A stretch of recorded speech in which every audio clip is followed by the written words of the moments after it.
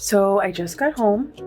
I'm gonna be home for one day and then I fly back to Seattle for an overnight. So I'm gonna unpack my suitcase right now. Hi everyone, I'm Lacey. Before I was a product tester at Sleep Foundation, I spent years traveling the country as a flight attendant. And even after leaving that life behind, of course, I still love to travel everywhere I can, every chance I get. But as much fun as it is getting to see all of these new and exciting places, one of the things you never ever get used to is jet lag. I like to think of myself as something of a travel expert. So today, let's talk about how I beat jet lag no matter when or where I'm flying. So I just got into Seattle last night from LA, and thankfully that means that I didn't have to hop any time zones. But when I do have to fly across multiple states or even from coast to coast, and especially if I'm doing it multiple nights in a row, it can get kind of tough to figure out where or even when I am. My phone might update as soon as I land, but my body definitely does not. Now, there's a ton of jet lag cures and hacks, and especially products out there.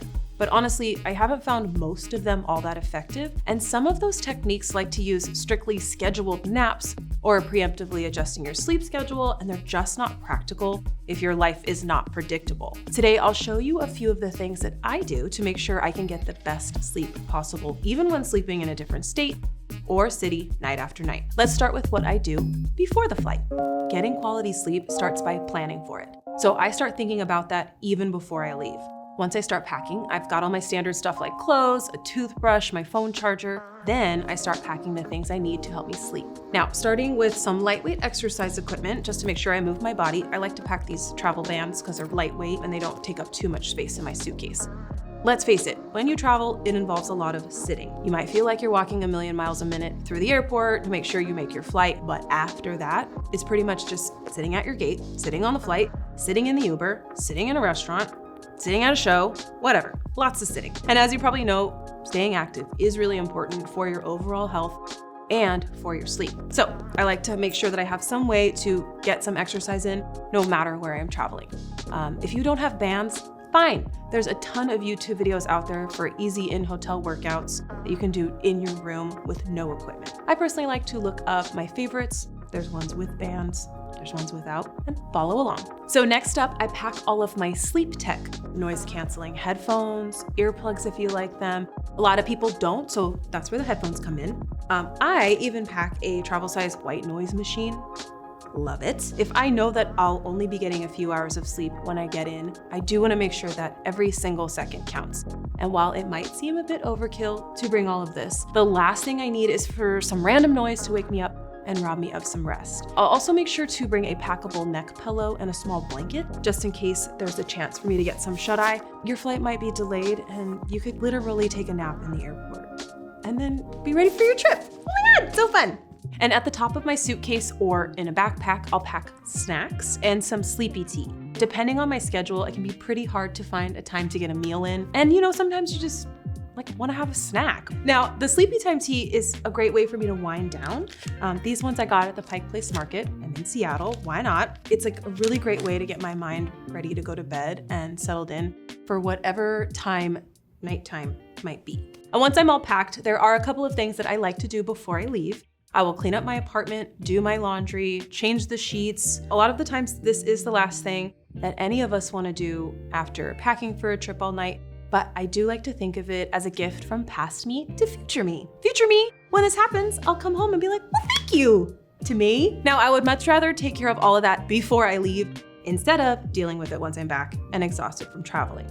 So once I've landed and I'm in the hotel, the first thing that I'll do is I'll set up my new bedroom. I'll get things out, everything I need to have a successful trip. And then I'll get rid of any unnecessary blankets or decorative throw pillows. I will request a few extra pillows or 5. And I'm personally allergic to down.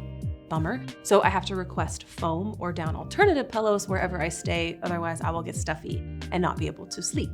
And then I'll make my sleepy tea and then I'll take a low dose of melatonin if my last time zone was way off. Let's say I took a flight from LA to Charlotte and it's a red eye and it's 6 a.m. and I have to sleep. That'll be a good time to take that melatonin. If it's too loud, I'll make sure to close any outside doors or windows, and then I'll turn on my white noise machine. And finally, I will make sure to turn off all of the lights and draw the blinds. Now, I have a trick for you. So some hotel rooms have those curtains that don't shut all the way. You just try to overlap them. It doesn't work.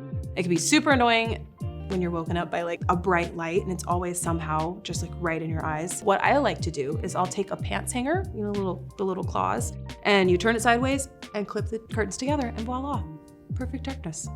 It works every single time. Now you can sleep in until your heart's content, or, you know, when your alarm wakes you up. Oh, and one other thing, especially when I'm traveling to a new place for the first time, I try not to overextend myself or overschedule myself. It can be really tempting to want to do everything and see everything when you're in a new place. But what good are all of those plans if you're half asleep for all of them? You're like, what?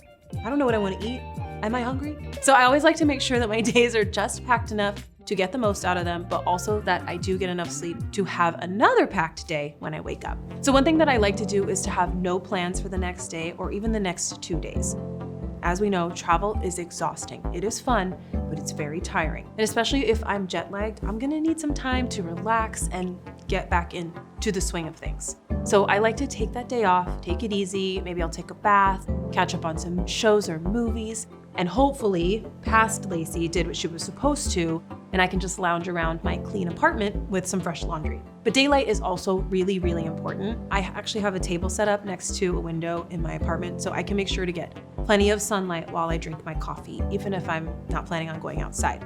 You could also take a walk, but the point is take it easy, get some sun, and allow yourself that time to recover. So that's how I deal with and hopefully avoid jet lag no matter where I go. Hopefully you found some of these tips helpful, or maybe you even do all of these yourself already. If you have more jet lag tips, leave them down below in the comments for me and everyone else. Thanks for watching, everyone. Sleep tight.